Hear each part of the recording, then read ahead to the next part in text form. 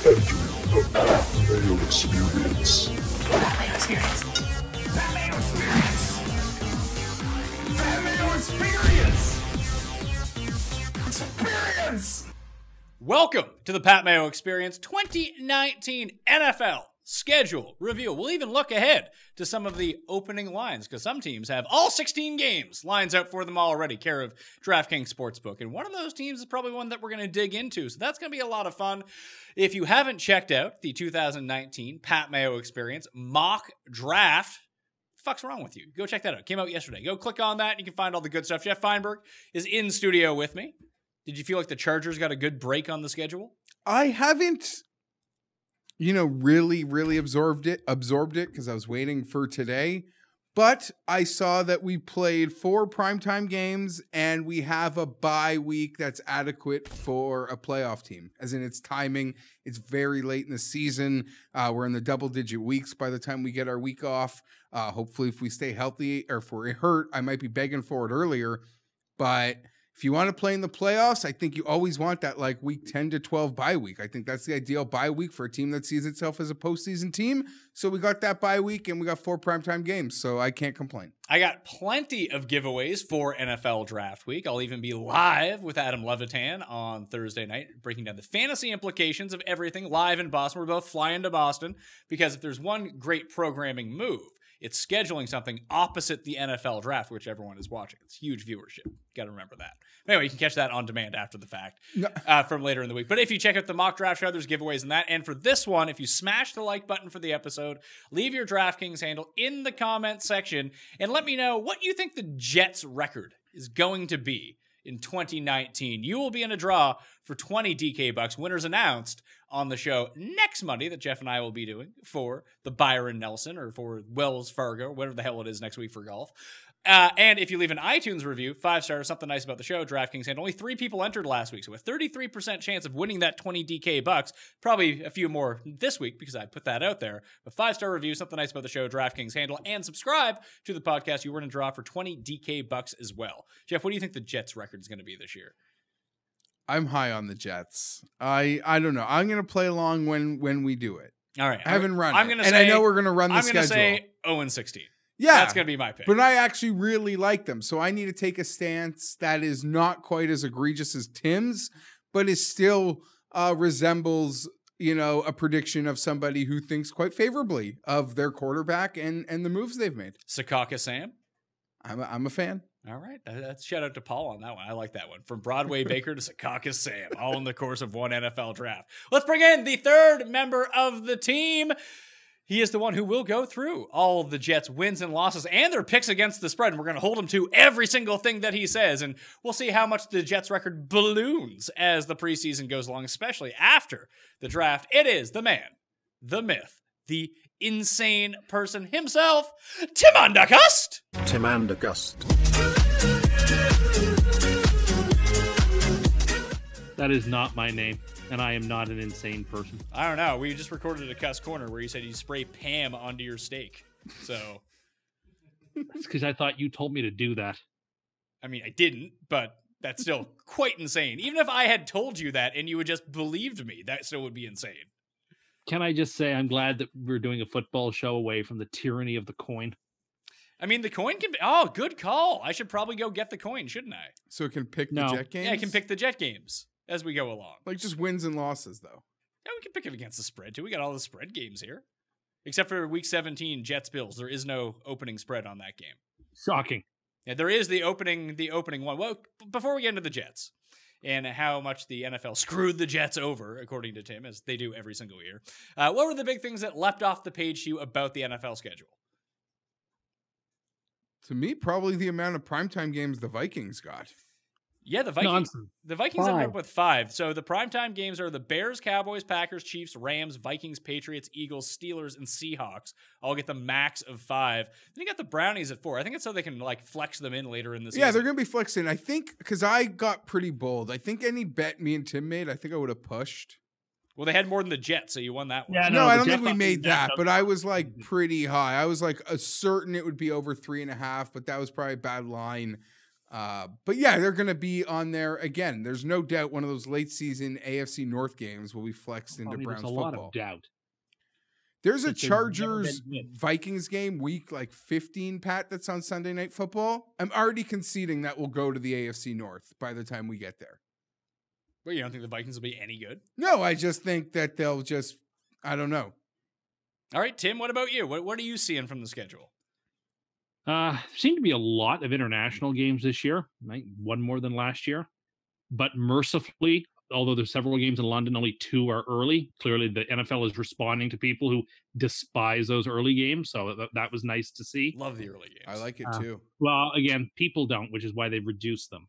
No, but we do you know that people don't like them, or is it just you don't like them and you think people agree with you, which they don't about anything? Well, I would like to think that the NFL is individually responding to my interests by reducing the amount of early games. Yes, but and you're in the best North American time zone to watch these early games. I just don't like them. I think they're dumb. And It's because you can't watch Meet the Press. Well, it does interfere with me watching Meet the Press and Fox News Sunday and the stuff I like to watch on Sunday mornings. Yes, I have a whole CBS routine. Sunday morning. Pardon me? CBS Sunday morning. Face the Nation. Yeah, sometimes I watch that too. Depends who the guests are, I guess. No, they have that like news magazine show. It's Yeah, very, they like, do. upbeat that I imagine you watch along with everyone north of 70. Yeah.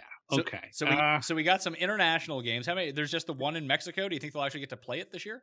I think, I don't think Shakira is playing a concert before that football game this year. So I think it will likely get Chargers played. home game. It's a A Chargers. Chargers home Yeah. game. That's right. And that follows the trend that the Raiders and Chargers and Rams are going to have road games or home games that were going to be taken away from them because they're not playing in the real stadiums yet. Makes sense. I like that in week 16 they didn't give times for Chargers, Raiders, and another game. They'll choose one of those two to be a primetime game. I like that. That shows some flexibility. I'm absolutely shocked that the Buffalo Bills are the prime time matchup or the prime matchup for Thanksgiving, that they're the Dallas 5 o'clock game. I would never have guessed that Buffalo would get that. So I like was that a lot. I it's don't cool. mind. think I it's guess different. because it's NFL 100, and I guess they want to highlight historic matchups through league history, and those two teams played 2 Super Bowls. So I guess that has to be the logic. I don't 'Cause think otherwise so. I you just just think don't- it just worked out that way, and the Bills don't play a single other primetime game. This happened to the Chargers a couple years ago. They didn't have a single primetime game. They got thrown the bone of getting to go to Dallas on Thanksgiving, which is arguably one of the biggest games on the schedule.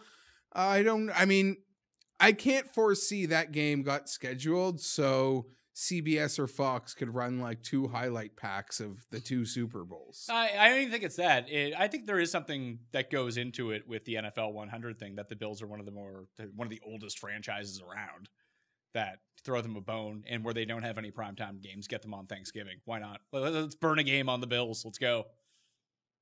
Yeah, because viewership will be high irrespective because it's Thanksgiving and Yeah. it's Dallas. Dallas should probably be half decent, so people will be watching.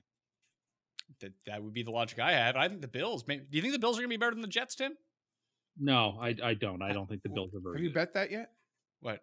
No, we haven't bet it yet. I mean, he doesn't think they're going to be very good. We'll see what Tim projects the Jets to be. Oh, you're waiting to get like 3-1 on the Bills being better than the Jets. Well, I when mean, he says the Bills are going 6-11 and or 5-11. You see how this all works out. sorry. Yeah, he'll predict one team to go 4-12, the other team to go 12-4, And that's when you pump and him then with and the then won't give 4-1 me odds on it. Yeah. So, anything else before we go off the hop here? Easy schedules. Jeff said it with the Vikings. I can't understand why anyone in the world would give them the max primetime games. Who knows? Tampa Bay got a real raw deal from what we can tell, with not getting to play a home game between weeks 3 and week 10. That's crazy. They don't play a and home not game fair. from week 3 to week 10. No, they don't. Well, what's this Carolina game? That's international. That's an international game. Yeah. All right. Well, whatever. Okay, but whatever. That's a real raw deal. What happens if your team is bad and you have a bunch of home games that no one wants to go to? Right? People have made that point that's fair. Like, it actually is a real disadvantage to a team, particularly Tampa, who we probably don't expect to be that great this season. Basically, that their season has already been sort of preordained as over by the league before the kickoff. So and if it happens to be that they are good by some stroke of randomness, well, that's a real disadvantage to co-competitors in the NFC South, they get a bunch of home games late in the year. I don't think that's fair or equitable. One thing that stuck out to me is I'm actually quite worried for the Rams. Why? The Super Bowl hangover in combination with what I see as a very difficult start of the schedule. At Carolina, the Saints, at Cleveland, Tampa, at Seattle. They better not falter early. I think the division will again be. I don't know if I'll have Tim's confidence in a San Francisco rebound, but you expect San Francisco to be back. That's a schedule like that. That to me is the earliest out of the gate schedule, especially for a team that is dealing with the Super Bowl hangover.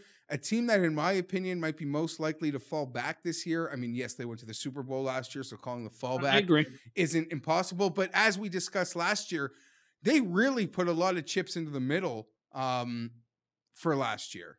So they're working with a lot of different, interchangeable parts this time around. And the NFL draft will probably dictate a lot about it, especially how their defense looks, I think. You got to think at the end of the first round, they take someone on defense. Their offense. Yeah, I mean, they lost their safety, but they signed Weddle, but they're going to lose Sue. Unless they go offensive line, it feels like they have to go defensive line and put someone next to Donald. And then all of a sudden, if they get someone good, someone falls. Yeah, the defense looks pretty good. And they are one of the few teams that can really overcome a lot of these early. I think absolutely. I feel like Oakland doesn't have an easy game until week 11 against Cincinnati.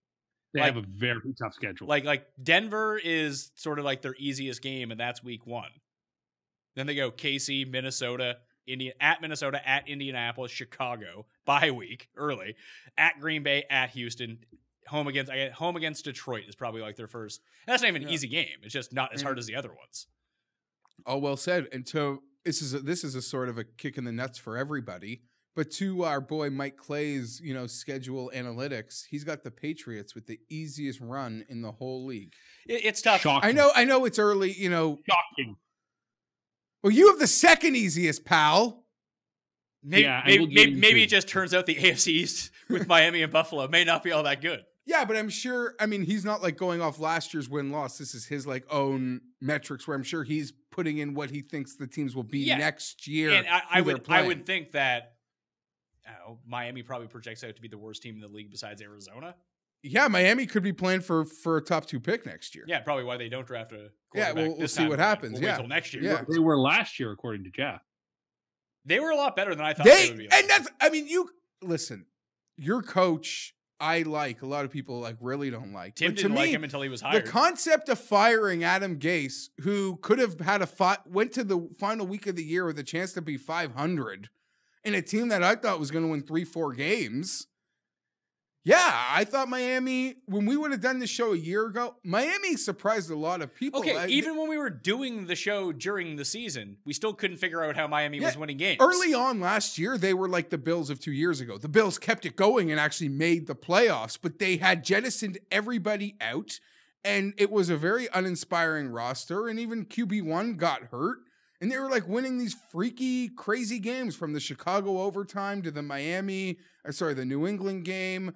They were getting all the turnovers and kick returns that they were luck sacked, but still they overachieved last year. So looking it up based on strength of schedule from last year, you can check out as you mentioned, Mike Clay's work. Hollywood Mike Clay, friend of the show, very Hollywood, wears sunglasses all the time indoors now. It's ESPN now. ESPN's Mike Clay.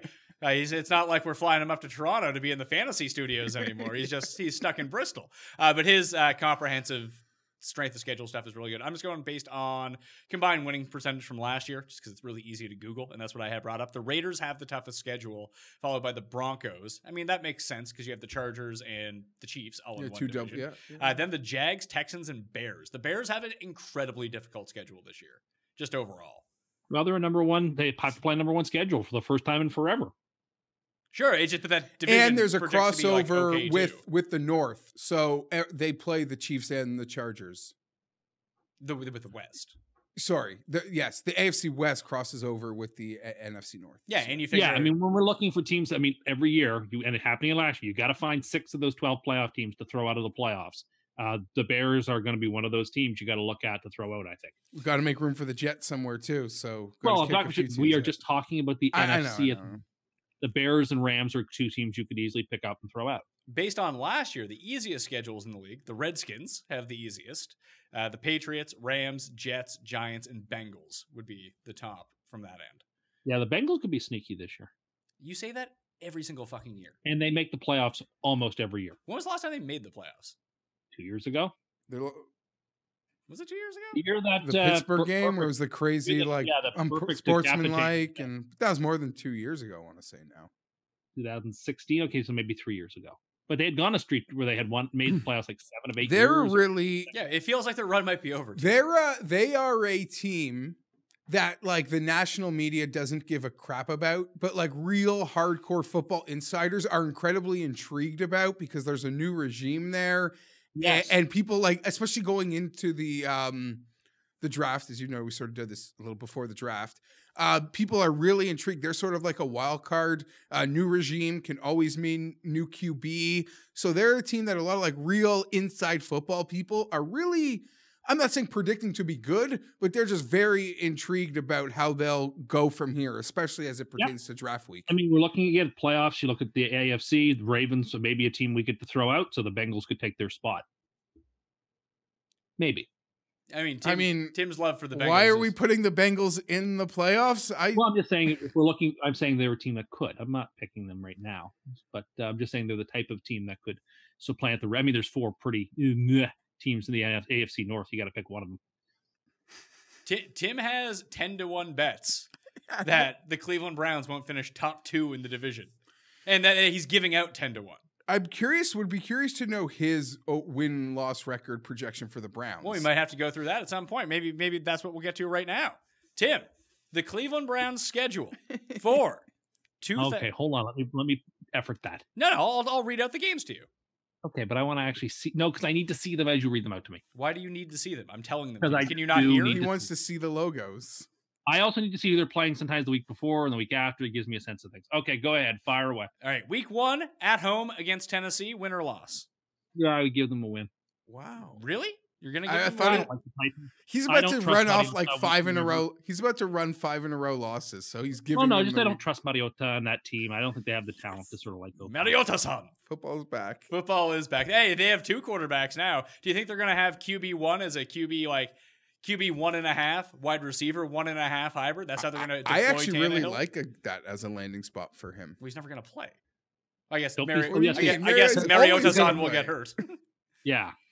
All right, so 1-0 for the Cleveland Browns. They have the Jets Monday night, week 2, Tim. Yeah, they're going to get their doors blown off. Let's move on.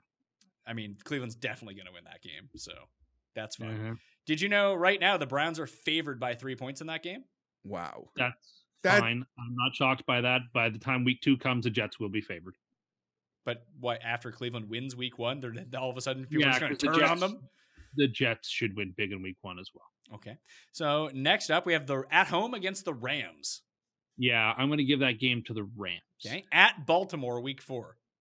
I'll give that game to Baltimore. Okay. At San Francisco, week 5, with your boy Jimmy G, cursed out of existence last year. He should be back.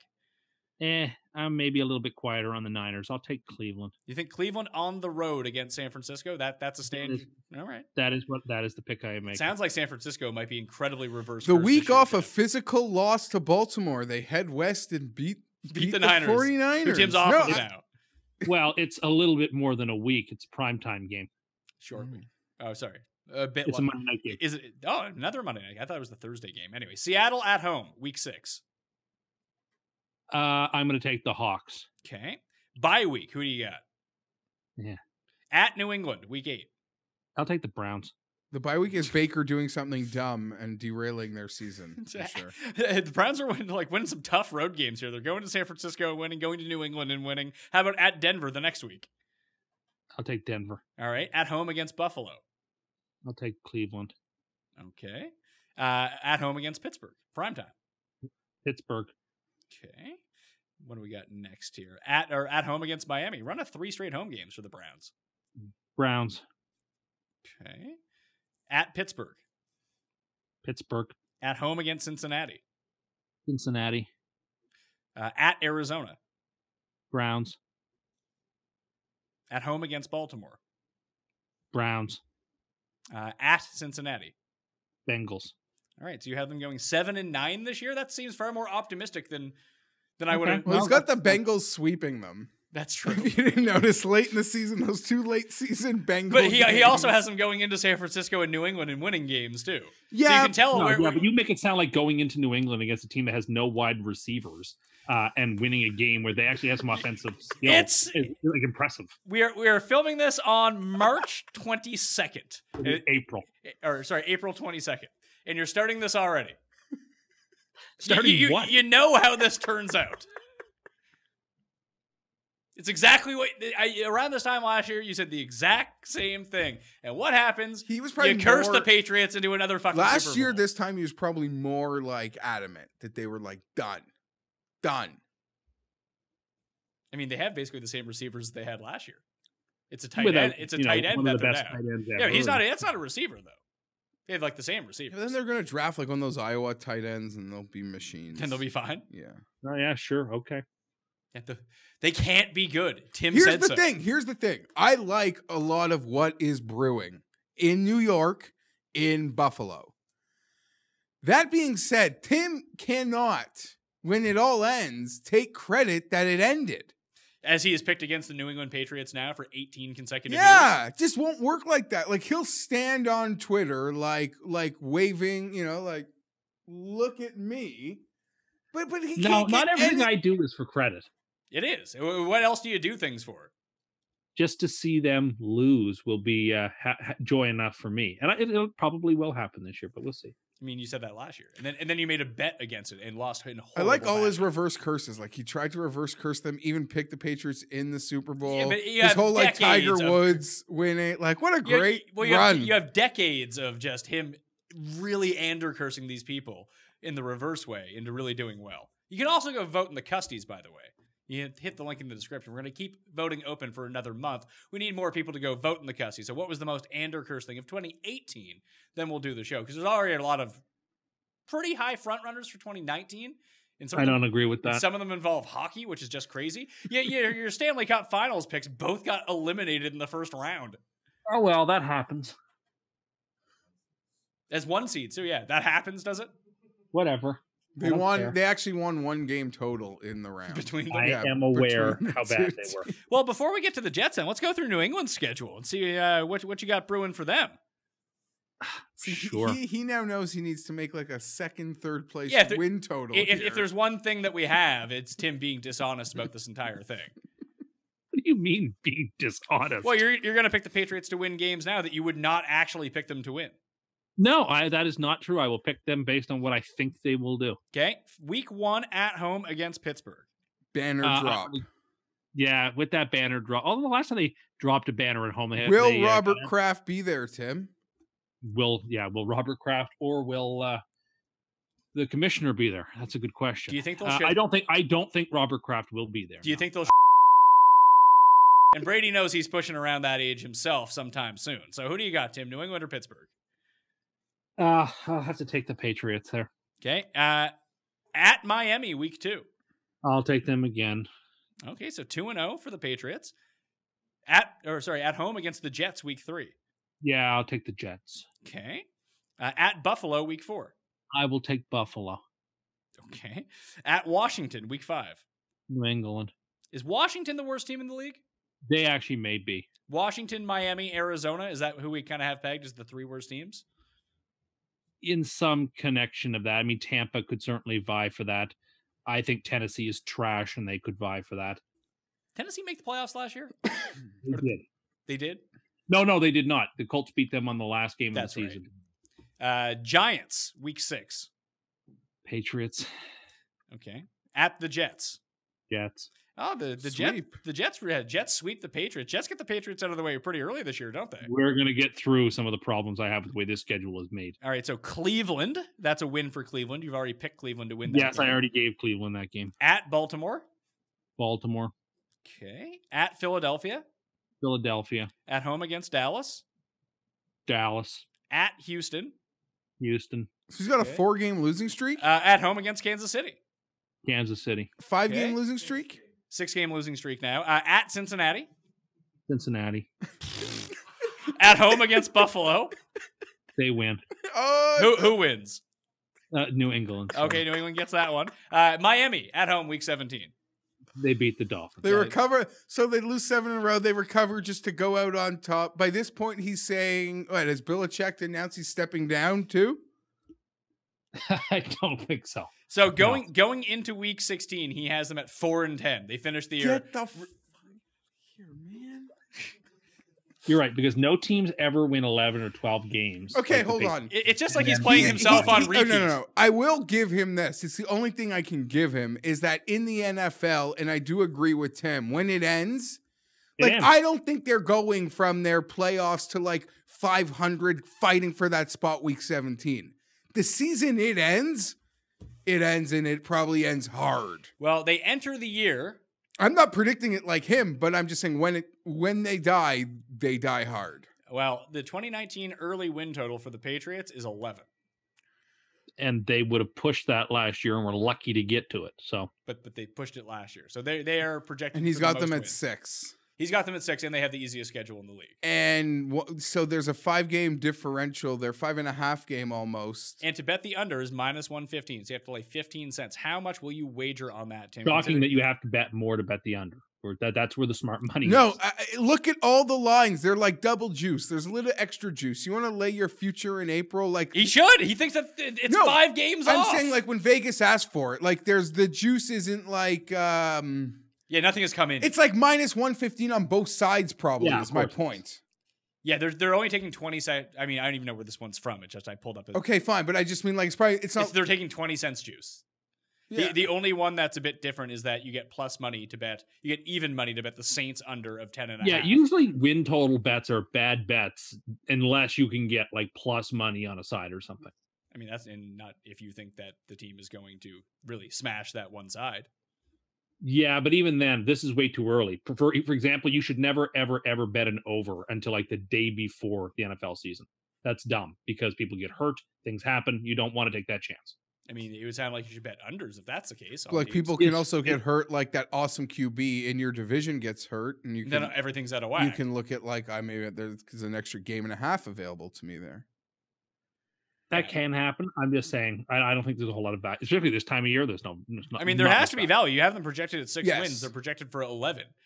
Like, are they getting any better from this point on? This is Probably essentially not. They can only really get worse. Would you not call this like a win total super lock for Tim? I mean, he's got like a 6 game disparity on what the book says. They're a trash. They're not a good team. I'm sorry. And this is the position that I am taking.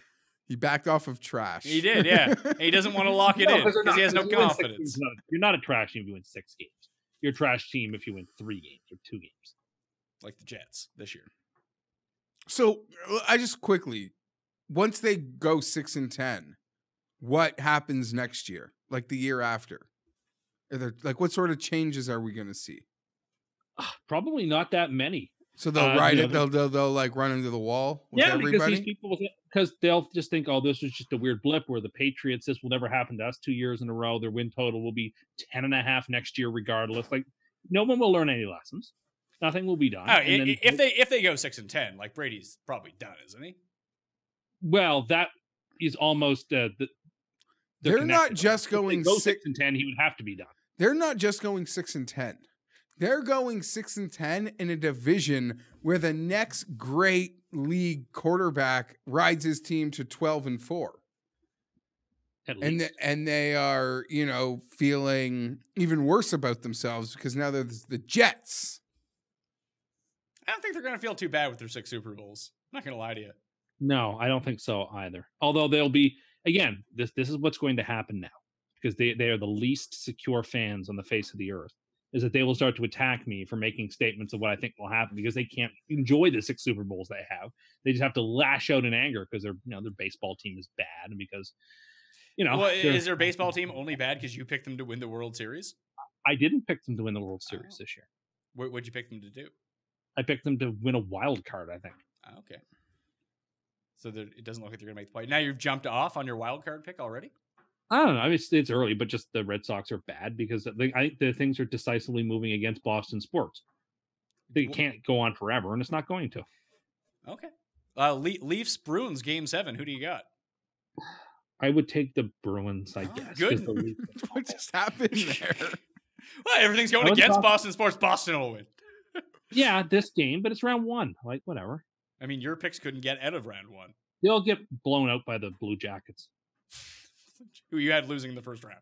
who just beat one of the best teams in hockey history. I think they'll beat the Bruins. Don't seem like, I mean, now that you've cursed one team and cursed the other, it could turn out very poorly for them. Geoff, let's go to your team, Uh-oh. the Chargers. See, I haven't done this yet. So let's do it. Oh, it's your favorite game. Don't lie. You've been through this many times. It is my least favorite game because I understand that it means nothing. And I don't like doing it. The Los Angeles, rough draw week 1. At least they're at home, but they get the Colts. Okay, we never seem to win this game, so I'll just say loss. Lost to the Colts. Tim, you play along too. Okay. Yeah, I mean, the Colts are right now my leader in the clubhouse, who I'm going to pick to win the Super Bowl. So I'm going to take. Okay, so loss on that I'm not one. laughing at the pick. I just like that. I'm just, now from here on out, it's going to work against the Colts. At Detroit. Maybe I'll go. We'll call it a win. Just like last year, we lost week 1 at home against a good team. We went east and we whooped.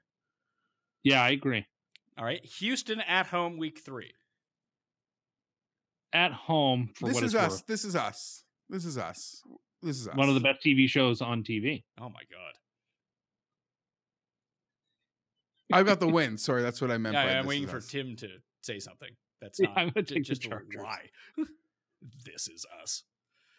At Miami. Licking my lips. Give it to me. So 3-1 for you. Who do you have, Tim? We went 3-1 Yeah, the last year, right? Chargers, but the Dolphins will end up covering whatever huge number that is. It'll be like the Chargers by 4 in the end. Okay, Denver. Denver at home week 5. There's some bad blood there. This is us. Okay. Yeah, I mean, Rocket Field at Dignity Health Sports Park is a tough place for anyone to play, but certainly tough for Denver to come in and play at. So I'm going to give the game to the Chargers. At home against Pittsburgh. 4 of the first 6 at home. It's kind of crazy. This is prime time. Is that prime time? Is that like in England or something like No, that? it's home. I'm gonna give it to us. Yeah, I am too. All right. I don't like that he's agreeing Chargers with me. 5-1 at Tennessee. Okay. Trash Tennessee. Okay. By the way. I don't know how to break this down, but there's back-to-back at Tennessee, at Chicago. I'm just going to give a blind split. Okay, so 1-1. What do you see here, Tim? At Tennessee, at Chicago. I like the Chargers in both games. Jeez. All right, the Chargers are currently 7-1 by Tim's metrics here. At home against Green Bay. Yeah, I'm going to take the Packers. I just I think should have said like what the schedule or what the win-loss was. we just sort of come off of I mean, 2 road game. I'm just going to throw in the loss. Just Murphy's Law me a loss. Okay, at Oakland. Bring it. I like the Chargers. Yeah. Does anyone like the Raiders this year? No, not even me. Oh, good news for their fortunes. Kansas where City. are we at now? Kansas City, week 11. I believe this is Mexico. Yeah, this is our week before our bye. Jeez. I'd love to like be dueling their schedule right now to see what they would be at, but I mean, gun to my head, I'm going to say I got to trust my squad, but I'll give us the loss at Arrowhead later. All right. What about you, I Tim? will take. I'll take the Chargers. I'm done picking the Chiefs every single year and having them break my heart at some point in my pick. So I'm going to take the Chargers. This might be the... This is the cut that. I'll mark down that. Mark down that This code. guy- Finally. Yeah, but how quickly will he be back on the Chiefs once they're good? I wish the camera had our faces when he made that comment. Every year. Well, remember the year they were going to be the last place team and Andy Reid was going to be fired by week 9, but then he jumped on them for the playoffs and they lost to Tennessee when Mariota threw a touchdown to I himself. cannot believe this is the time. Like, as the Patriots' arrow is going to 6 wins, this is the year that he's bailing on Kansas City. That's very strange to me, right? Like, shouldn't other things he has happening? Well, apparently he thinks the Chargers are going to be the best team in football besides the Colts and the Jets. So Okay. we'll see how that works out. Next game at Denver coming off the bye. I like the Chargers. Yeah, there's bad blood there. I won't screw around for a second. I got to play Joe Flacco twice. At Jacksonville, week 14. Weird game. I'm just gonna call an L. The L's got to happen. So just I don't know. I don't appreciate the L, but I'll just say it. Tim? I'll take the Chargers. Taking the Chargers. Okay. Minnesota, week 15 at Los Angeles. Now this is a game I am currently might be going to. And they never win when you're there? No, they beat the 49ers last year in a thrilling game early, which sort of set the stage for everyone thinking that like even though they won, but like we suck. Well, it turned out the Niners were like frisky every third week. Remember they went to Green Bay and it turned out Green Bay. No, they had a all that fluky quarterback that no one really respected last year. They didn't defend them well. You know, Tim is still triggered that Nick Mullins is verified on Twitter and he's not. Although one is an NFL quarterback and one is just a crazy person. One guy won a game on Monday Night Football. Yeah. And one of them's Tim. Not winning games on Monday Night Football. So who do you got here? Chargers? The Chargers. All right, so you got the Does he have us like 14-2? Oh, I'll reveal here in a second. What did I We're late. We're deep. There's like two left. Did I mess this up? No. One sec here. This grid. Denver, Jacksonville, Minnesota, Oakland at home, week 16. I assume this is double Chargers? Win, and then I'll say week 17, which based on the record might not. Yeah, I already put you in a loss for Kansas City. Yeah. So, What do you think week 17, Tim? I like the Chargers. Get out of here, man. Tim has the Chargers He's trolling. No. 14-2. What are you doing? Why are you trolling me Team like that this? made the second round of the playoffs last year has got a boatload of talent. Why can't they be every bit a competitor for the Super Bowl? They can. But they don't have to go 14-2 to be everything you think they could No, be. they don't have to, but I just think they have a pretty easy going schedule. And I think the fact that they beat the He's Chiefs got us last year- sweeping the Chiefs. Who are The bad fact- this year, by the way. With like a Remember week. that. Chiefs are gonna they might be like 8-8, 9-7. Okay, 10-6. so that week 17 game, like in a snowstorm in Kansas City, they're gonna need, but we're gonna take from them. Yeah, that's how Yeah, it I think works. this Chargers team is pretty good. I think this is a Phillip Rivers MVP season. I think he gets his MVP this year. I think this is a really special year for this Chargers team. I do. Oh, Jeff. Like when I said the Colts are the leader in the club, it doesn't mean I'm going to pick them. I may pick the Chargers to win the Super Bowl. What are you doing? I think this is Stop! this is like they're great. This Cut is like the year. call, Paul. This is like Cut the year the John call! Elway finally won his Super Bowl, right? Like Oh, it didn't cut look him like it was going off! to happen, and then it did. I'm crying. So the Chargers win total is 10. You should really bet that right now, too. So what did I have? 12-4, 11-5. You had 11-5. That seems reasonable. Yeah, I tried. But you have to know the Chargers are going to start like 0-3 somehow. 'cause Not anymore. They're just awful in September. Part of me wants to give us the week 1 win, like, because like we got to get one.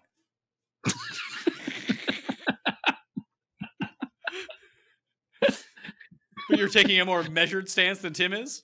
It's a really tough opponent. Historically, I think we know like we're sort of a warm up, a build it up, sort of wind up toy. So yeah, I guess I am taking a more controlled stance. I hadn't played this game yet. We have that early season winning streak after the week 1 loss that Well, it's better than really it's better than impresses the me. mid-season 6-game losing streak the Patriots are going to go on. I'm curious, can we play this game with the Chiefs in him? Sure. Because I'm wondering where he thinks that they're going. All right. We'll just play it with him or we'll play it with you and I don't know. I don't need to play it. I think very highly of the Chiefs. All right, Tim, week 1 at Jacksonville, Kansas City. Chiefs. Okay. Week 2 at Oakland. Chiefs. At home against Baltimore. Chiefs. At Detroit. Chiefs. At home against Indy. Indy. At home against Houston. Houston. At Denver. Chiefs. At home against Green Bay. Green Bay. At home against Minnesota. Chiefs. At Tennessee. Chiefs. At the Chargers is a loss. We've already established that. At home against Oakland. Chiefs. Okay. At New England. Chiefs. At home against Denver. Denver. Okay. At Chicago. Chiefs. Chiefs. So you have the Chiefs going 10-6, but you don't like them. I don't like them to win the Super He just Bowl. loves the Chargers, apparently. I've been picking them every year to win the division, win the Super Bowl. And eventually things blow up on me. So I'm just This tired is of it just happening. like a pivot move. Just now he's hedging all sides. He claims the Chiefs aren't going to be good. Now he picks them to go 10-6, no matter what happens. And he's happy to write off Oakland and Denver, but he can play both cases that he's sort of always been loyal to the Chiefs. But no, this year he's picked the Chargers. But when it goes the Chiefs' way, he'll fall back on his true loyalty to the Chiefs. And it's not like I said they were bad. I had them winning 10 games will be his fallback. Although I did say that they were bad and they wouldn't be good. But then I picked them to win 10 games anyway. We know how this is, Tim. You're going to end up picking like 9 people to win the Super Bowl, and none of them will be New England. I didn't waver all last year from my pick. So who's missing the playoffs that was in the playoffs last year, especially in the AFC? Baltimore, New England. That's Houston. Him. I'm speaking for you when I said that. Yeah, Baltimore, New England, and Houston probably. That's it from the AFC. What was that last name? The Texans. Oh, so Houston is what you were trying to say. In the NFC, I would. Oh, hold on. Did you know how this comes up on a future Cust corner? But do you know how Tim pronounces margarine? Margarine? Margarine, like a tangerine. That's nuts. That's crazy. Like highest level of craziness is saying stuff that way. Anyway, my relatives used to call it margarine. NFC. The Bears I would throw out. I don't know. I guess I would throw the Cowboys out if I have to. I got to get out 6. So the Bears the Seahawks could definitely miss the playoffs. I like the Cowboys. Could. I like the Cowboys too. The thing is, between the Rams, Seahawks, and Cowboys, I got to get rid of at least one of them. I mean, the Rams weren't super impressive. I mean, I know they made the Super Bowl, but Super Bowl loser, unless it's New England, has a history of just falling off the cliff. Can I actually backtrack something I said earlier? Sure. I actually think the Saints might have the hardest out of the gate schedule, and they could equally have a hangover from how their season has ended. Yeah, but somebody has to two years in a row. They've had heartbreaking exits. But the Saints have to then be beaten by somebody. I look at the NFC South. I think, but isn't that division historically like? I feel like that's out of the way now. Yeah, I guess that was sort of okay, fine. Because for a while it was like the last place team would just win. It was like an 8-year run where they like pretty much all won twice. Well, is Cam's arm going to be fine for the season? Because if that's the case, like they'll probably be pretty good. They were good until he couldn't throw the ball anymore. You were super high on Atlanta. They were bad all of last year. They just won some fluky games early and they got exposed. Do you believe in an Atlanta bounce back? Little bit. First year, I mean, Matt Ryan has a bad history of first year under new offensive coordinators. Even Kyle Shanahan, that was a problem for. Now Dick Cutter's in there. I mean, you had them for the Super Bowl. I did. I thought they were going to be great last year, and they were not great. Yeah, so the Falcons could get I could actually see the Atlanta. I mean, just talent-wise, it's not hard to project them to bounce back. I want them to get better on defense. Like they had so many injuries, right? Like I know. Their most key all happened personnel. Like week 1. But like if Vic Beasley needs to take a step and like become like an elite defensive player. I know he's very good, but he needs to become one of the best pass rushers in football. And they need to get a complimentary piece. And they need to not do something stupid in the first round and be like, you know what? We drafted Calvin Ridley last year. Let's draft another receiver in the first round. Ridley ended up being pretty decent last season. And he was very hit and miss, though. Sure, but that whole offense was. Julio was not. Julio was fantastic. But for what we had sort of seen in a 3-4 year pocket, he was probably the best, and correct me if I'm wrong, first round wide receiver, first year play. All I'm saying is that in the draft this year, Atlanta can't just double down on offense again. Oh, no. Yeah, no. It seems like they just enjoy doing that. Like, oh, DK Metcalf's available. Let's get him. And like somehow like phase Julio out of pass to like cut him or trade him or something like that. It'd be crazy. Anyway, we ready for this? Yeah. Did he finish his NFC? He couldn't decide on the last one. No, I mean, any one of the Eagles, Cowboys, I mean, all of them except, I mean, really any of them could go, right? So, I mean, we could be a wholesale change in the NFC, for heaven's sake. It does seem like of the teams that made the playoffs last year in the NFC, the safest one is New Orleans. But safest to make it again, I guess. So. That's what I'm saying. Just to make the playoffs again. I think I agree, but I mean the Eagles are still loaded and they have 2 bad teams in their division, so maybe them too. You don't think the Giants are going to be great? I feel like you'd be all in on what the Giants are up to. No, the Giants and the Skins are pretty bad. The Giants, like, if you ever ran a football team, I feel like you'd be Dave Gettleman. I don't think that's true. Isn't the way the Giants are run seem very Tim-esque? Pretty much. Yeah. Except people aren't just being fired every single week. You wonder if like they're trolling us there, or it's actually like as the quotes are being said. Who knows?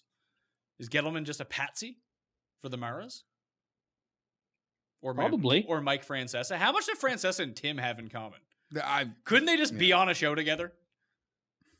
Hate Tiger. I'm not Make horrible predictions. I don't hold back that I hope nothing good happens for the Giants. Really, you don't like the Giants at all.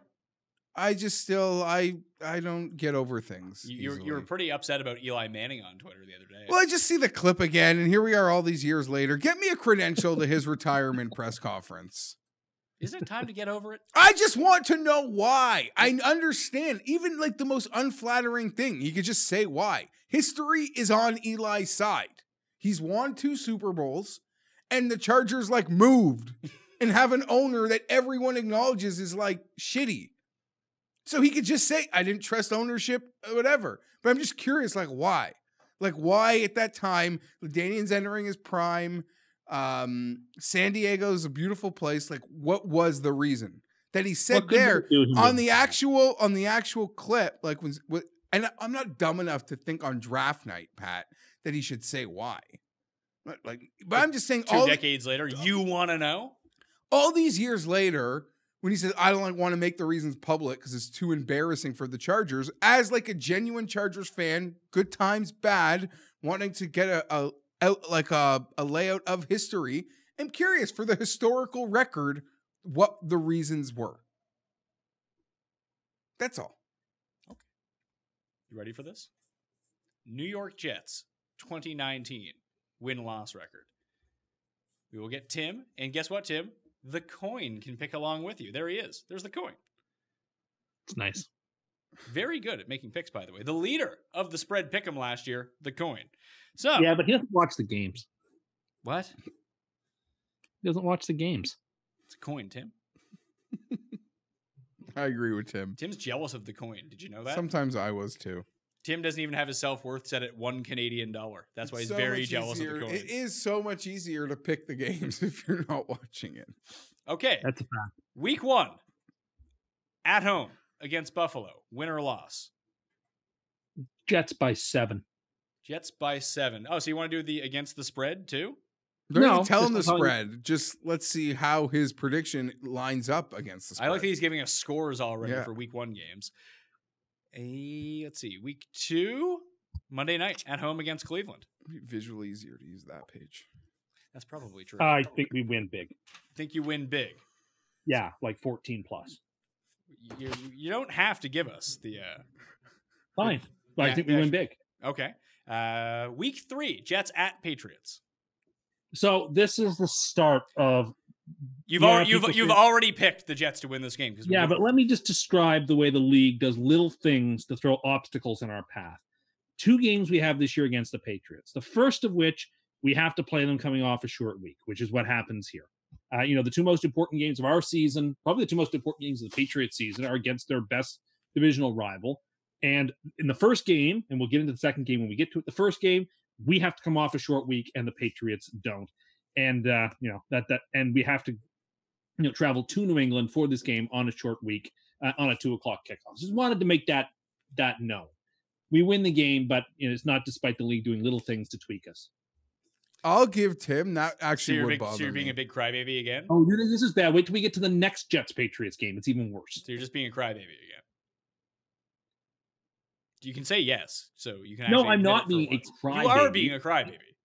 People say, "Oh, well, the Patriots have the worst, negative rest schedule." That is all a smoke screen, because when you drill down into the actual games where it affects them most, it's against teams that aren't that great. Against the teams that really matter, like the Jets, they have an advantage in terms of rest days. Well, they probably should. You've predicted them to be very bad, so this is just evening the playing field a little bit. Anyway, isn't it? We're going to win this game. It will be close, but we will win it. All right. So next game, bye week, week 4. How do you feel about that? Yeah, I get nonsense. Talk about the league doing everything it can to upset the apple cart. give us a bye week in week 4. Nobody wants a week 4 bye. No one. They should. Week 4 buys shouldn't exist. They are completely illogical. They should put the buys between like week 6 and week 10 and stack the teams up in that way. It's totally unfair for teams to be having buys in weeks 4 and week 5, or even in week 11. That's too late. Week 4 and week 5 is too early. Are you pounding? Are you pounding the desk already? Because you're already. Yes, I am. You're triggered in April, week 4, into guessing the Jets' record. Because they put us on bye in week 4. You need to take a big fucking bottle of calm down juice. The Jets are on a heater, and the league knows they're going to start the year on a heater, and they're trying to cool us down right out of the jump. And I just don't like it. Well, does it work? Jets at Eagles, week 5. Yeah, I think the Eagles win that game. Okay. Jets versus Cowboys.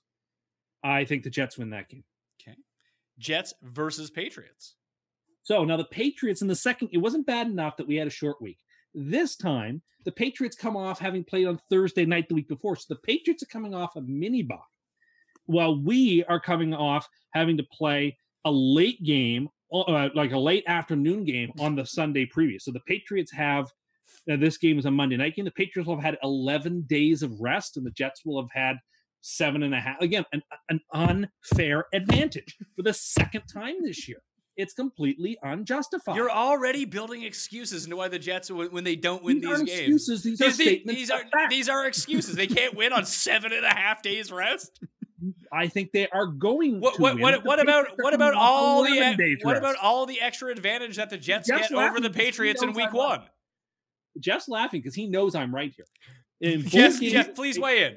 Honestly, I do agree most of the time he's off, but he's got beefs that would actually really bother me. Yeah, but you're a mental midget, as you said. You're just looking. Okay, you're looking for any excuse. But to shove away the fact big that game. the team didn't play well. They only had 8 days off. They can't just have a Postmaster Ed didn't get to do his route this morning. I understand Tim's desire to just play the Patriots like 7 days off 7 days. Both of you, let's go. Me versus you. I would. But think, what? Who cares if the Patriots get extra time? They're no good. We've already established that, according to Tim. What's the difference? It's a question of justice. Isn't it better? Isn't it better that they get the bye week before playing the Eagles, who are going to be a better team, according to you? A question of justice. Yes, it's not fair. All I want is things to be fair. And in our 2 biggest games against the biggest divisional opponent, they've given them extra rest in both games. What are they like? Second game quite a bit. The scales of justice are not even here. Tim's eyes. No, they're not. Yeah, but Tim's insane. No, I'm right about this, and I'm not insane. I'm making cogent, clear points that are unassailable. You're making crybaby points, so you can excuse away how much the Jets suck when it happens. Well, it was impossible for us to do. Well, because the league was out to get us. The thing is, the Jets are so talented; they've overcome all these obstacles. Yes, he hasn't winning both these games anyway. He can't even be like, no, like, this is unfair. These teams are pretty close, so I got to give the Patriots the edge because the league wants them to have it. He's like, no, the league wants them to have it, but I'm still saying we win, we cover, yada, yada. Well, this is a tough one here because, this is Tim's favorite team versus his second least favorite team. You got the Jets at Saxonville, Tim. Bad news for Sam Darnold. Yeah, forcing us to play, again, coming off a short week. They put us on the road against a fierce defense. Trying to trip us up if we should get so lucky as to get by the Patriots. And I think the Jaguars get us. I like the Jags in the game. Oh, that's very interesting. Now, and they'll make us stay in Florida for the next week because now we not only do we have to play the Patriots when they have an extra break. That sounds great. It's less travel for you, for your team. They make us play in Florida back-to-back weeks. Yeah, I don't even know how the Jets are going to win a game here. From Gotham City. No. They are so screwed by all of this. Tim, do you know what a real fan responds to that game? Says, we love our coach. That's a revenge game in that house. I don't even care what cases are, what other obstacles are around. That's our game.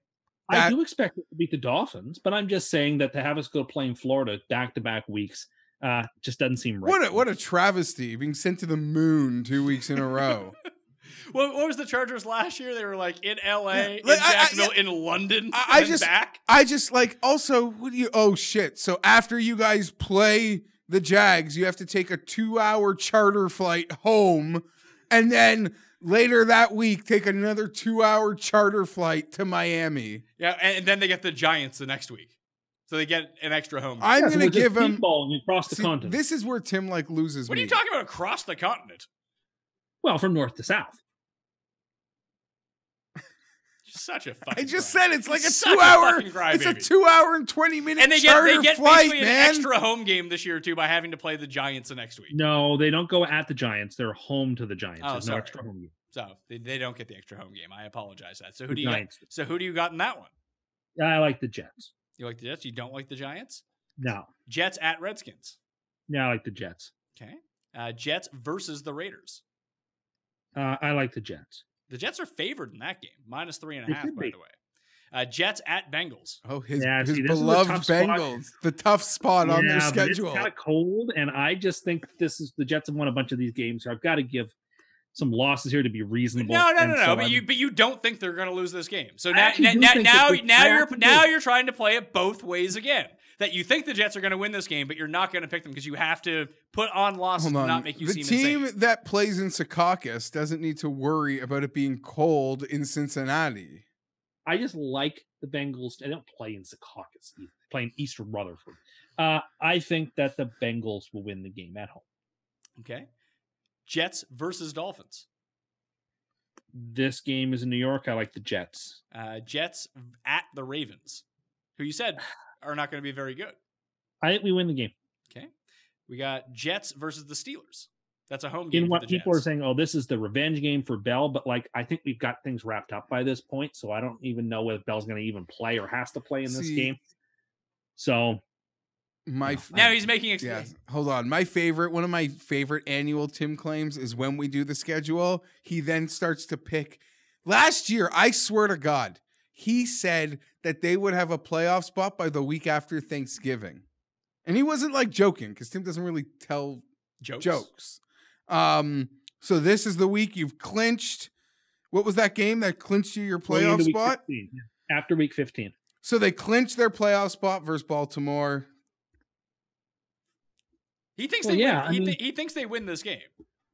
Well, he thinks they're AFC East champions. He's ready to buy a hat and t-shirt.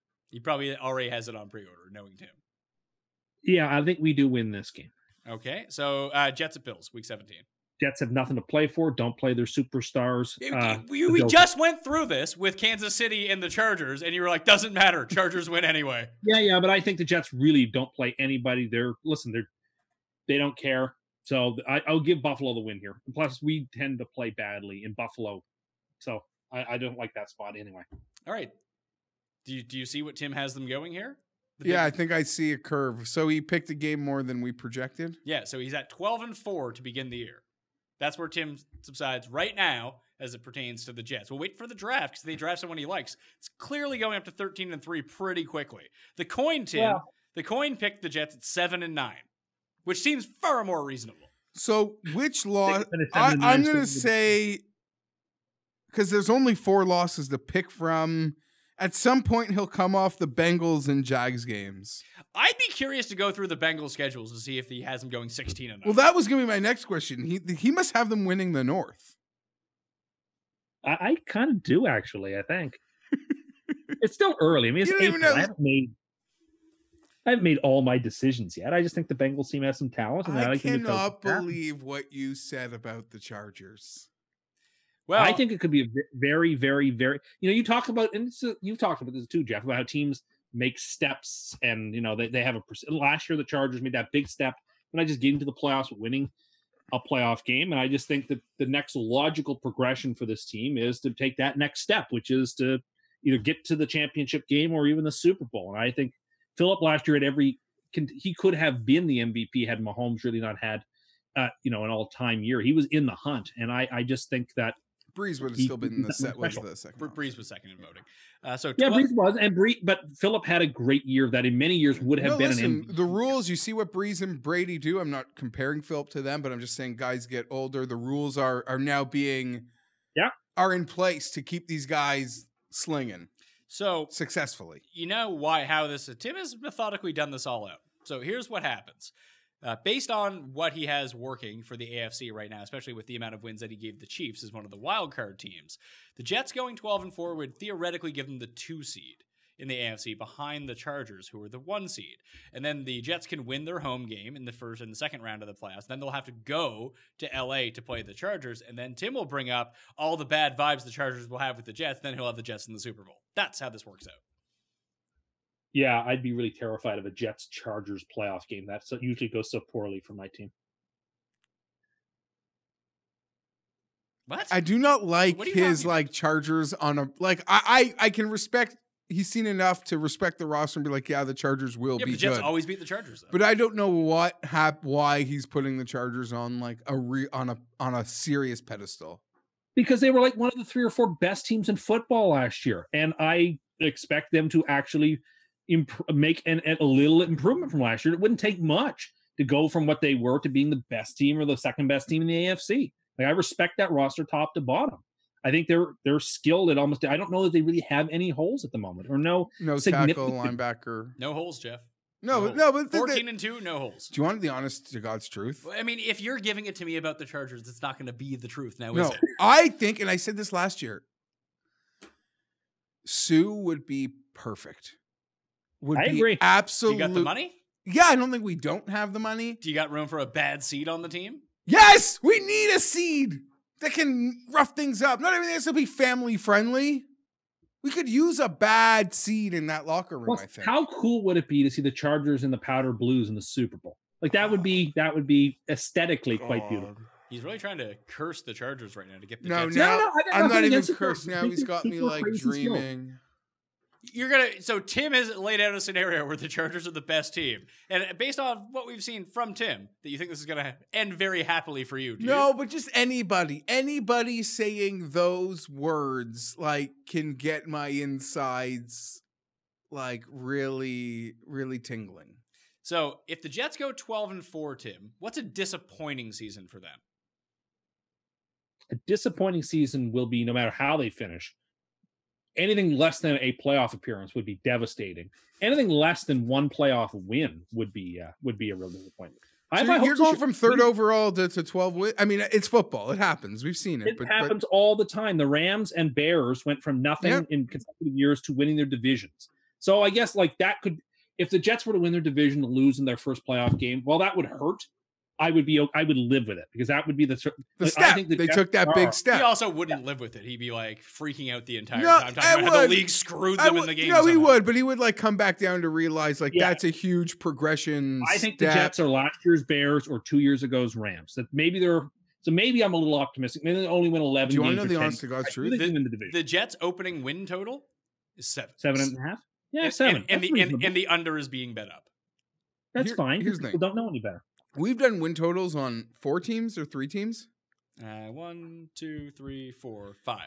He's like 3-4 games off the Vegas number on every single team. Yeah. But you also picked the teams that I was clearly expressing a very strong opinion about. We didn't even get to the Colts or the Bengals, the 2 real best teams in football. Well, the Colts probably, I don't know what their win total is. Probably, 9? The Colts win total? 9 seems about right. You'd have them way over that, I imagine. Probably by a couple games. I mean, they did make the playoffs last year with 10 or 11 wins. It's 9.5. Yeah, I think I would shade the over there. Okay. So what gets Adam Gase fired in your mind? Mismanagement of a stacked roster and a bomb squad receiving core and running back team and quarterback who should be a superstar. First of all, what does bomb squad receiving core even mean, for one thing? Like they're one of the fastest receiving cores in the league, and they have tons of skill underneath. They have the receivers who can take the top off the defense. There's no weaknesses. There's just no weaknesses. So there are no weaknesses in this receiving core on the Jets. Oh, on the receiving core, there are weaknesses on the Jets. I think they still don't have a pass rusher, a pure pass rusher. That is a problem. Hey, if you watch the mock draft, you'll see that maybe they will pick up a pass rusher. I hope they get the good Josh Allen and they can put him out there. Or the good Bosa. Well, no, the better Bosa. Okay. So, Jeff, no holes in this receiving core on the Jets. What do you make of that? You can't even like fight. It's so off-putting. It's really ludicrous. Yeah. Are they a top half receiving core in the league? Yeah. Are they? You have to include Bell in this group. So Why do I have to include Bell? Bell is a receiving running back. So he's a part of the receiving core in my mind. So basically their entire offense is just a bunch of dump-offs. That is an aspect of it. But, the Steelers and how poorly is Le'Veon Bell going to be on the Jets? He's already releasing rap albums, Geoff.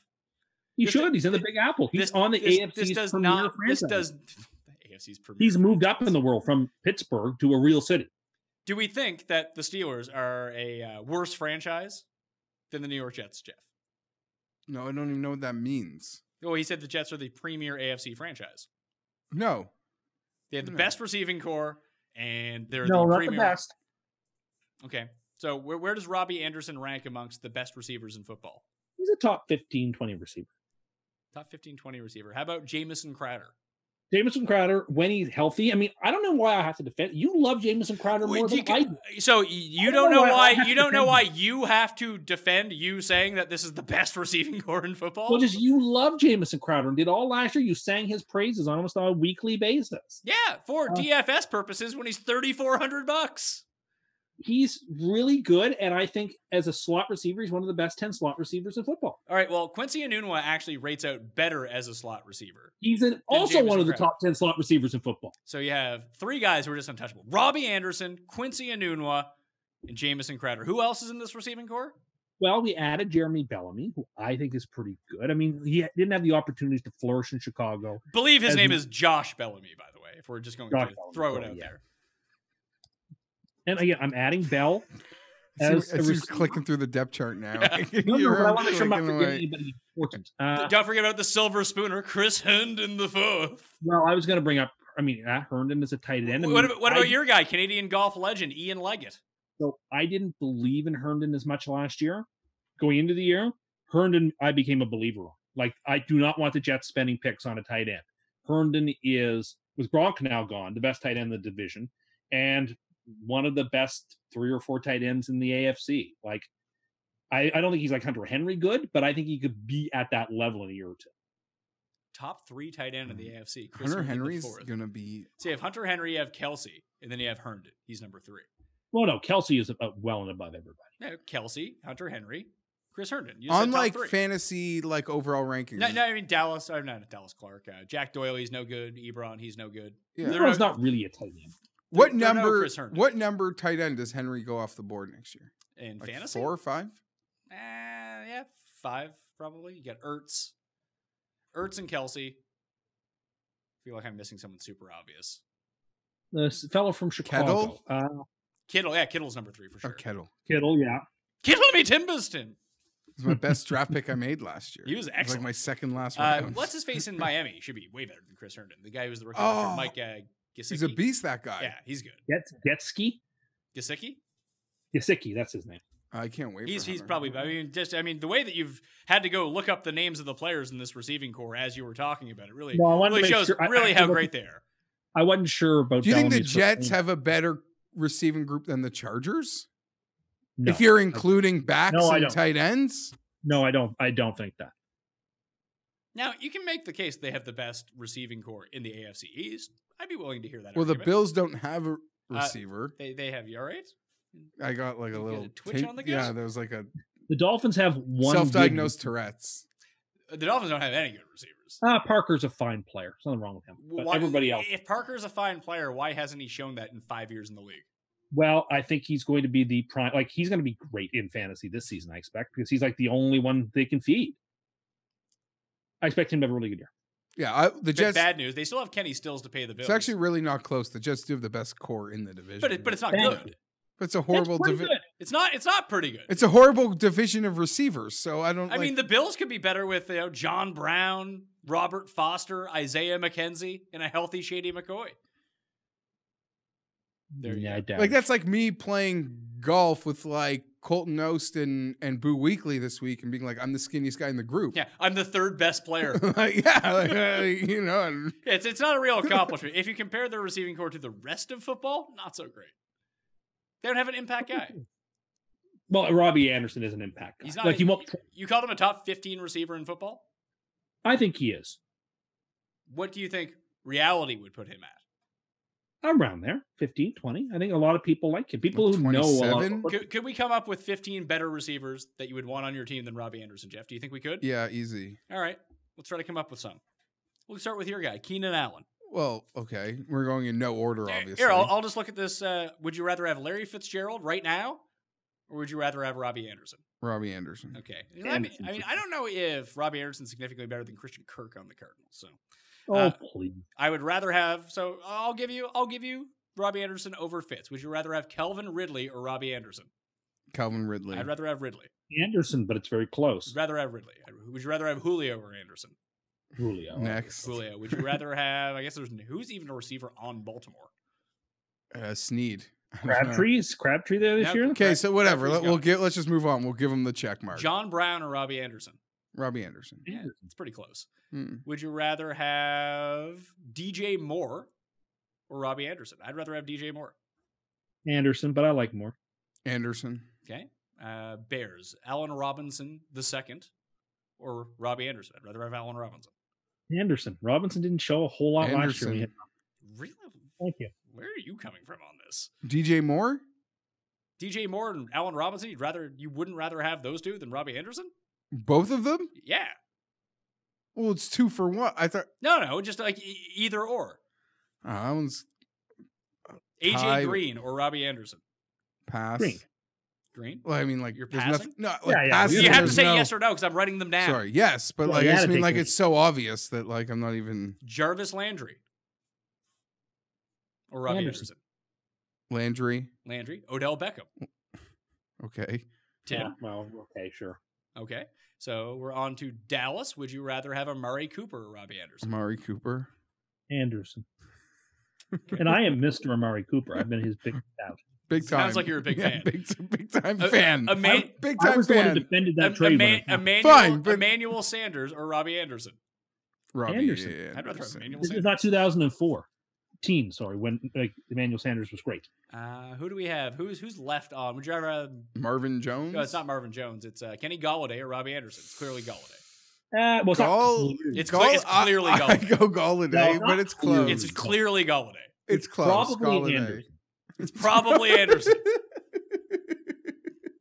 You're asking me if I was offered. What I'm thinking is like if I were the GM of the Jets, which maybe one day I will be, and I was offered Galladay or Anderson, would I take that deal? And the answer is no, I would not. Well, that's because you're crazy. No, Okay. I'm just saying who I think is better, who I think will improve the green and white, and I think it would be Anderson. Would you rather have Marvin Jones? I could go either way on Yeah. that one. That one's close. I think I'd take Anderson. That one's close. Yeah, of course you would. You want him over Galladay. Of course you'd want him over Marvin Jones. Yeah, I don't like Galladay that much. Devontae Adams is one that we'll throw on. Yeah, I would take Devontae Adams. DeAndre Hopkins, I guess we'll throw him on. I would take Hopkins. T.Y. Hilton. Hilton. Would you rather have who's on Jacksonville? Oh, D.D. Westbrook. I think that's actually a very fair level. Anderson. Oh, come off of it. They actually are. One guy's a star receiver, and the other guy is someone you had to. One of them is think not about. a star receiver. Neither of them are star receivers. I'll do Anderson though. Sammy Watkins. Anderson. Anderson. Well, I mean, I guess we'll throw Tyreek Hill into that then too. Tyreek Well, is Hill Hill. actually suspended? I don't know what's happening with him. Tyreek Hill. I was going to ask you, like, what's it? I mean, obviously Hill is the better player, but So we'll take Tyreek Hill. Yeah. Keenan Allen. we already Keenan said him. Allen. All right. So then we started at the top. So Mike Williams. I'd take Mike Williams. you would take Mike Williams. Who would you take? I would take Keenan. I would not take Williams. I think I would take Mike Williams as well. But of course, you're going to say that. Any three of the Rams receivers. I take all three of the Rams receivers. Cup. Yes. Cup, Cooks. no. Yes. Cooks, Yeah. no. Okay. I'm You with- wouldn't take Cooks. You wouldn't take Cooks over Robbie Anderson. No, I would take Foster though. Who the hell is Or Foster? Woods. Sorry, Woods. Sorry, Woods. I'd take all three of them. Yeah. I can't even see who this is. Oh, so Devontae Parker, obviously, because he's a superstar, right? I'll take no, Anderson. I like Parker. But no. I would take Robbie Anderson over And him. then I we're- would take Diggs and Thielen over Yeah, Robbie Anderson. correct. I would take Thielen. I think Diggs is overrated. He's still proved it better. last year. He might be overrated. I'll give you that, but he's still better than he's still better than Anderson. Edelman or Robbie Anderson. Why would I Different. want an old man? Because the Jets are so suited at that position, I gotta say, like for the other Yeah, guys, it's It's not just on the Jets. It's who's better. I'm gonna say Even though people say Edelman's a Hall of Famer. I'm going to say Super Bowl MVP Julian Edelman. Yeah, Hall of Famer. On New Orleans. So Michael Thomas, clearly. Ted Ginn. That's very similar. Like Robbie Anderson could be like the young Ted Ginn. I hope not. I'll say Anderson. Okay. On the Giants, Sterling Shepard. I'll give that to Anderson. Golden Tate. Oh, Golden Tate. I actually think I like Golden Tate's getting old as well. I'll say Anderson. I'll say Anderson. We'll give you Anderson. Antonio Brown. Yep, obviously. Tyrell Williams. Although I think Brown will have a down season this year in Oakland. Remember how pumped Tim was for Tyrell to go to the Jets? Imagine how sick their receiving core would be then. On Philadelphia, Deshaun Jackson or Robbie Anderson? Robbie Anderson. I'm looking at it being a GM. Who would I rather own in my organization? No, just who's better right now is what we're doing. This fine. Still, Robbie Anderson. Is he? In my opinion. What has Robbie Anderson exactly done besides get like 20 targets a game when the Jets were crappy? I don't know. He seems to catch wide open passes. That's pretty. I mean, that's step one. Who else do the Eagles have? Alshon. Would you rather have Alshon? Alshon, healthy, yeah. Okay. Nelson Aguilar, maybe. Would you rather have Juju? You'd rather Juju. Tim. Yeah, sure. Juju, not Aguilar, but Juju. Okay. In Seattle, would you rather have, I guess, Baldwin's like done, Lockett, Baldwin? Lockett or Anderson? Probably no, the only thing that are things in Seattle are the tight ends. So. Tim enjoys referencing things that happened like a year and a half ago, and he assumes that people know what he's talking about instead of just you sitting there like, what the fuck are you talking about, you moron? So would you go Lockett or would you go Anderson? Close, I would take Lockett. You would take Lockett, you say, Tim? Good call. No, I would not take Lockett. Is there anyone in San Francisco? There isn't, is there? Marquise Goodwin's the only one. I guess Dante Pettis. Yeah. I'll give Anderson that one. Mike Evans? Mike Evans. Chris Godwin? Yeah. I think I'd rather take Godwin. No. Godwin's good. Awful. Corey Davis or Robbie Anderson? I'd take Corey Davis. No, you wouldn't. Yes, I would. No, you wouldn't. Yes, I would. No, you wouldn't. Geoff, who would you? I like when Tim assumes that you're just like trying to like. I know what he's trying to do. I'm not trying to do. I'm trying to show that Robbie Anderson's not a top 15 receiver. I think he's pretty much just making it like if I had to rank these guys, one would be ahead of the other. I think that's sort of how you're looking at it. And this right? isn't like anything to do with fantasy or anything like that. It's just who's better. That's a close one for me. I didn't even give Godwin on this list, but I would definitely take Corey Davis. I would rather take Corey Davis, especially if you're going to say Mike Williams is better, Davis. Then you're taking and Davis. Especially like even the angle of like GM and like ceiling Corey Davis. What about Hump Daddy? Oh, Hump Daddy. Never. Yeah, well, Tim loves Hump Daddy. Imagine if the Jets had got Hump Daddy and Jamison Crowder and Quincy Enunwa.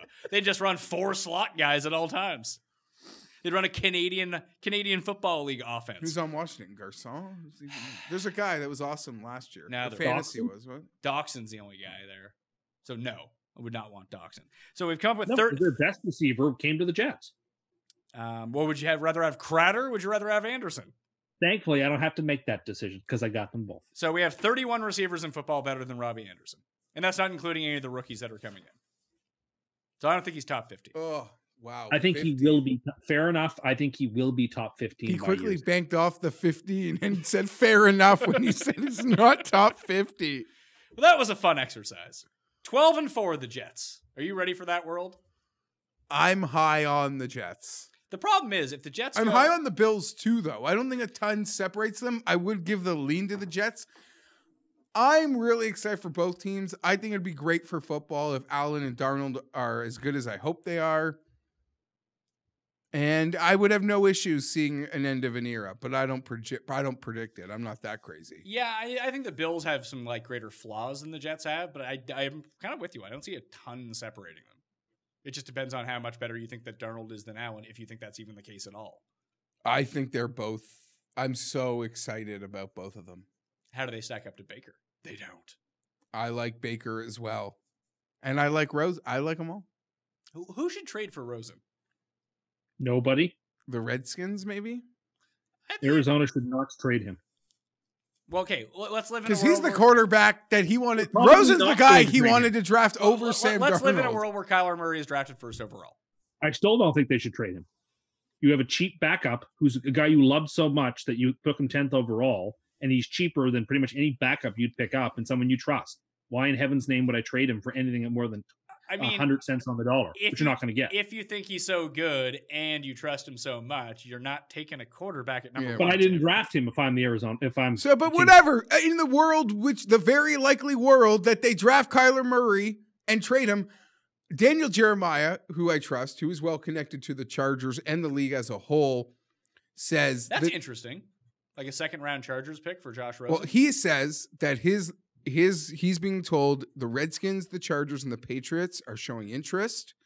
Makes sense. The Cardinals, though, have not really engaged teams yet on Josh Rosen. Well, which makes sense. They have their own little battle plan. Well, they also don't want to make the. Yeah, then they telegraph what they're doing. And they also want Oakland to maybe call them and say, we'll give you 3 drafts for Kyler Murray. Yes.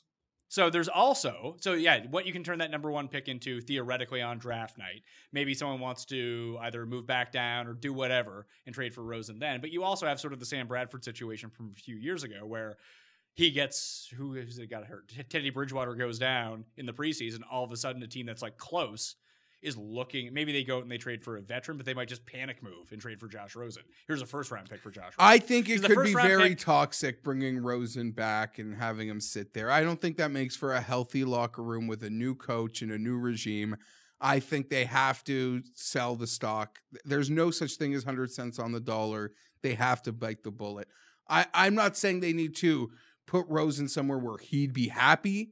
But get the most for him. Yeah. Would be the move. But shouldn't the Giants be in the market for this? I think so as well. I'm really high on Rosen. I worry the Chargers signing Tyrod Taylor might make them out of that market, but it would be a great move. Local LA guy, UCLA guy. Yeah, I like the Dolphins for it also. The Dolphins would make all the sense in the world for him. I know. Could you imagine a Jewish quarterback on your favorite team? No, but then you could have the 1st overall pick next year. Well, the Dolphins, they're not my favorite team, but they had Jay I'm Fiedler. talking about the Chargers. They traded for Rosen. A local LA Jew coming in there. I think Rivers plays the first year in the new stadium, but after that, I don't know. All could be said and done. I think, though, the Chargers might feel they need to put every asset that they own, like anything in the first 3 rounds, into winning for this team. And just think, if the Chargers win the Super Bowl, they'll be the team that get to open up that new stadium, not the Rams. Wouldn't that be something? Because they'll get to drop the banner. I don't think the Dolphins trade for a quarterback. They should, because they could be the worst in the football. Have the 1st overall pick. They shouldn't, though. But if you get Rosen this year, he has already played his 1 year. This would be his 2nd year. So see what you're saying. You only have him for 3 years. You want your quarterback at the maximum amount of time. And if you're going to be bad, you'll pick at the very top next year and get probably a better crop of quarterbacks. Yeah, I argue. I'm kind of confident the Dolphins are, by all accounts, trying to bottom out. It's rumor mongering season as it pertains to the draft. There's a guy, I don't know, like if they could get like a Will Greer late, I think that could be fun, but I don't think they're going to use a quarterback early. I think the interesting thing for Giants fans will be if they don't take Haskins, which seems to be the rumor. If Haskins drops to Miami, I still don't think they take him.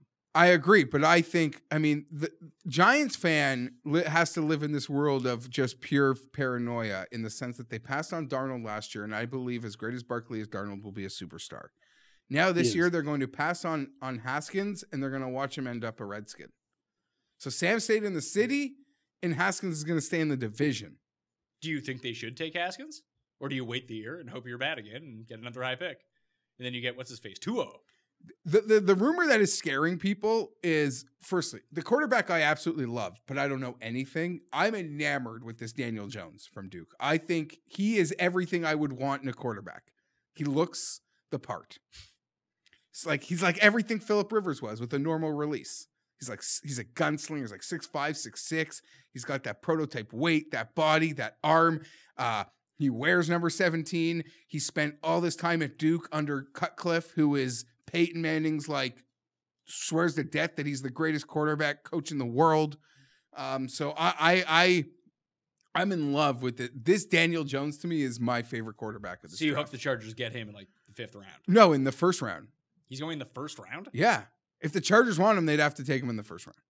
Yeah, I haven't been looking as much at the quarterbacks. I've been looking more at the pass rushers, since I think that's who the Jets are going to get. And I think the Jets are the Jets. Who I like the best and who I like the least of the pass rushers. The Jets, to me, might be in the greatest position in this draft. They sit at number 3. Someone, whether it is the Alabama nose tackle, who people like really in the know seem to think like Williams. History will call him the greatest player in this draft, is what I've been reading too. How pissed would you be if they trade down?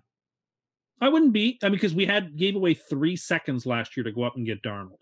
So if it's an opportunity to recoup some of those seconds and pick later in the first, I'd be okay with that. The funny thing I think after Bosa and maybe Allen, I don't think there's another real superstar in the draft. I think it's actually not that great of an NFL draft class. So if you have the opportunity to get one of those 2 guys and the Jets decide to trade down for someone like inferior, that wouldn't piss you off?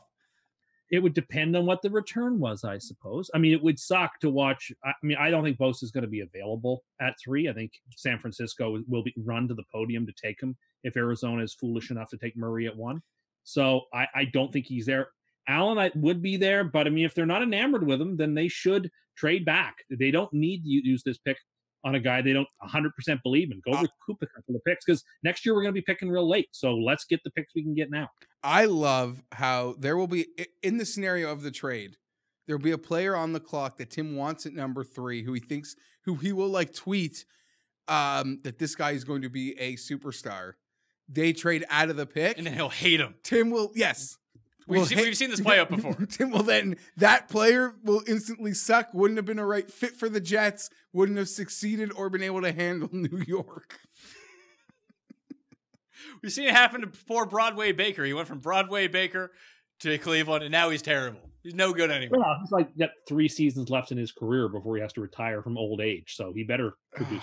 Just like how Sam Darnold was absolute trash. Oh, then all of a sudden the Jets draft him. He's the best. He's the best. Best quarterback by QBR the last quarter of the season last year. I mean, it's a good thing they only play a quarter of a season, isn't it? He was hurt for a while.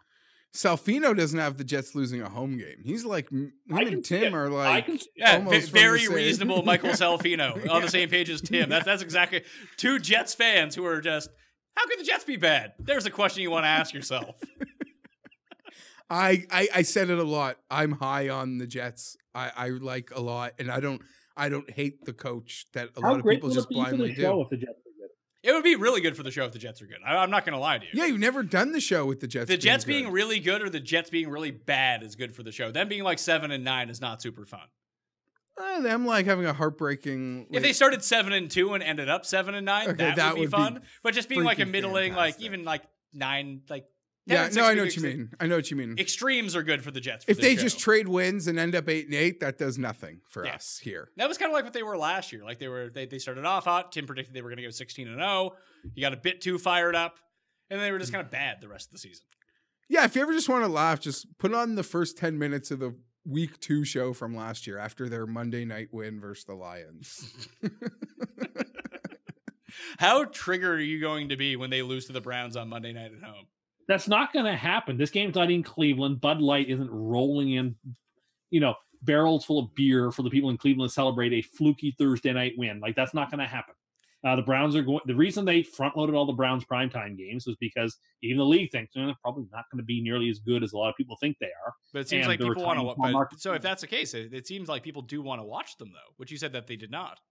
Well, if they wanted to watch them, I mean, you were reading reports where it said every single, network was desperate for Browns amounts, and they didn't even max them out on primetime games. So don't you tell me that they were like the hottest commodity going, because if they were, they would have gotten the full comp. But they're the Browns, and they got 4. And it leaves them room to flex them in. Like every other team is like in a major market or a preeminent franchise in the league outside of Minnesota.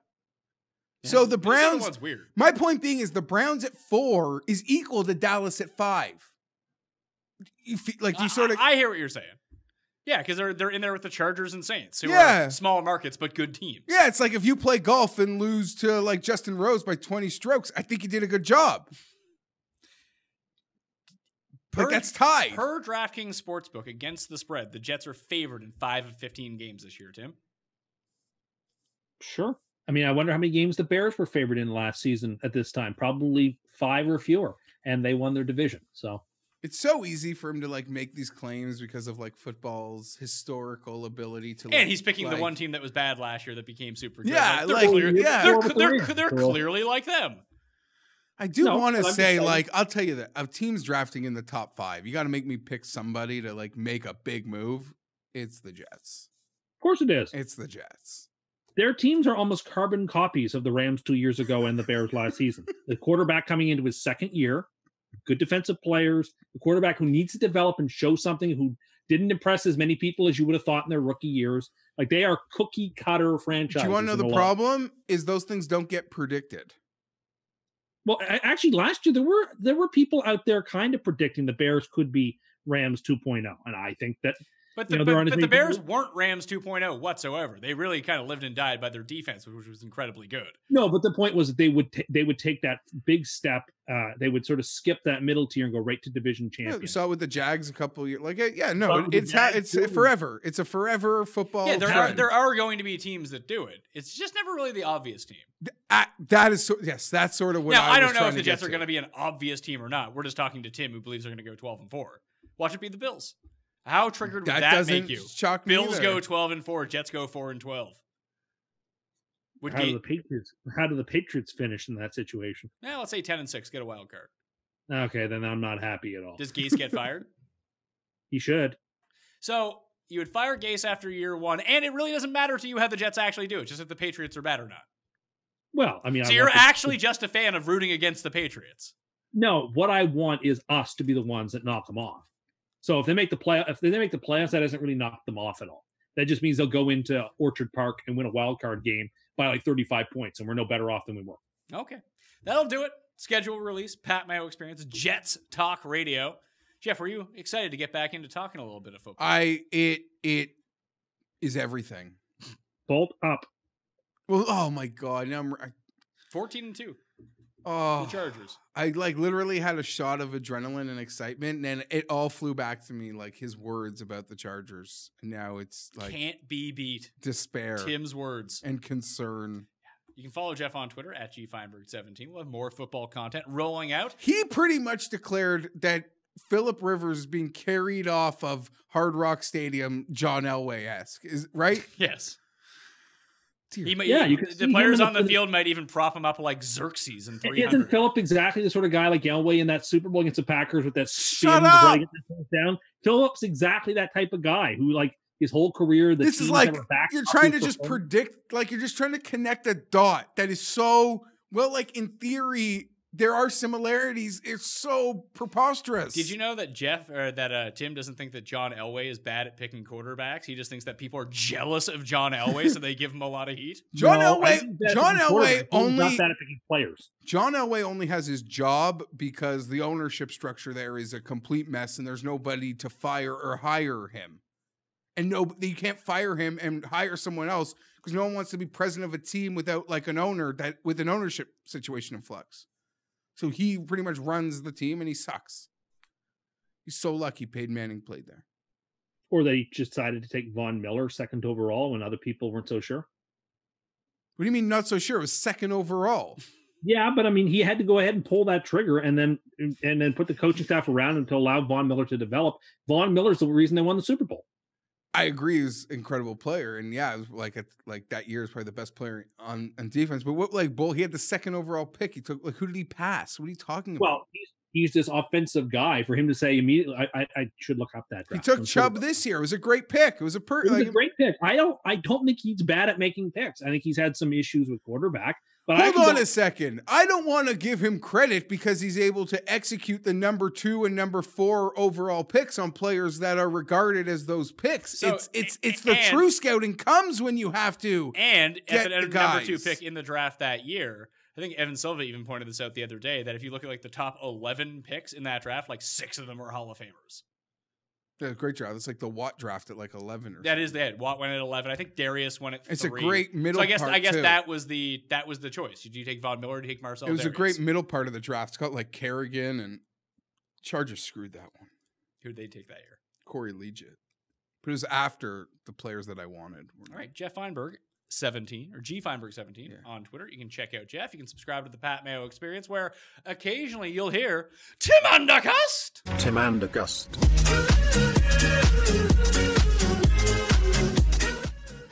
That's not my name. On the line, but we can hear you from time to time. You can every once and again. Every once and again, this is true. You can follow Tim on Twitter at Tim Andercust. You can follow me on Twitter at the PME. Same as Instagram, same as Facebook. You can check all that out. Our entire mock draft is up on DKPlaybook.com and on the Pat Mayo Experience feeds. If you want to get into a draw for $20 DK, smash the like button for the episode. Leave your DraftKings handle and tell me what you think the Jets' record is going to be in 2019. All right? Leave those iTunes reviews too. I'm Pat Mayo. Thanks for watching. I'll see you next time. Pat Mayo Experience! Experience!